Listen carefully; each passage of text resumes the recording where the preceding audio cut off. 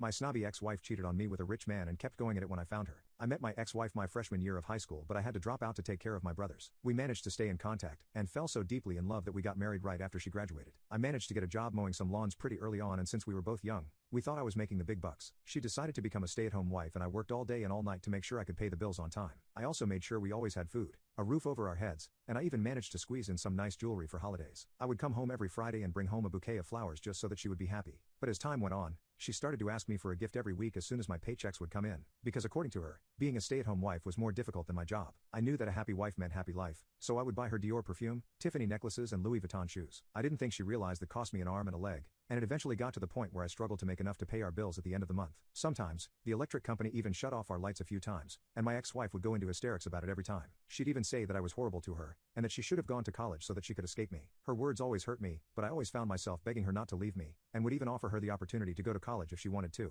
I was just willing to do anything for her to be happy, but no matter how many gifts I gave her or told her how much I loved her, she always seemed unhappy with me. She wouldn't even say I love you anymore, and would push me away whenever I tried to kiss her. We didn't even have full conversations anymore. She'd respond in grunts instead. She was becoming so distant from me that I knew something was wrong, but she refused to talk to me about her problems no matter how many times I asked. Instead, she'd find any excuse to leave the house and wouldn't return till the next morning. I was missing my wife and the life we used to have, but I found out she really didn't love me anymore when I walked into my home one day and heard loud moaning noises. At first, I thought she was being attacked by an intruder, so I grabbed a bat and went to find her. Instead of being her hero, I found her getting bent like a pretzel by some dude with a clearly gelled up toupee. I loudly dropped the bat and asked what the hell was going on.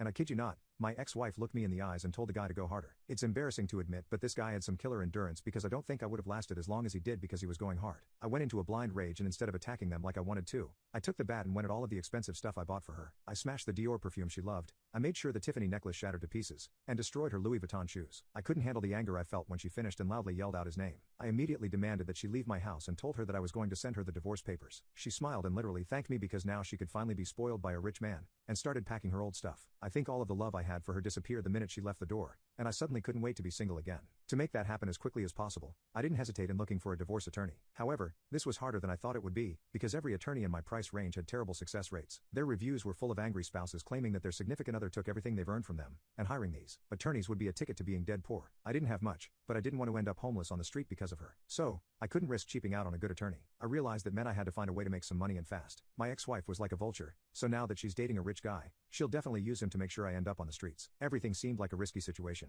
and honestly gambling looked very appealing to me at that moment. Luckily, I didn't resort to that, because after spending time scrolling through forums and Reddit to find some actual good ideas, I found some people talking about investments. They said it was the easiest and most legal way to make sure you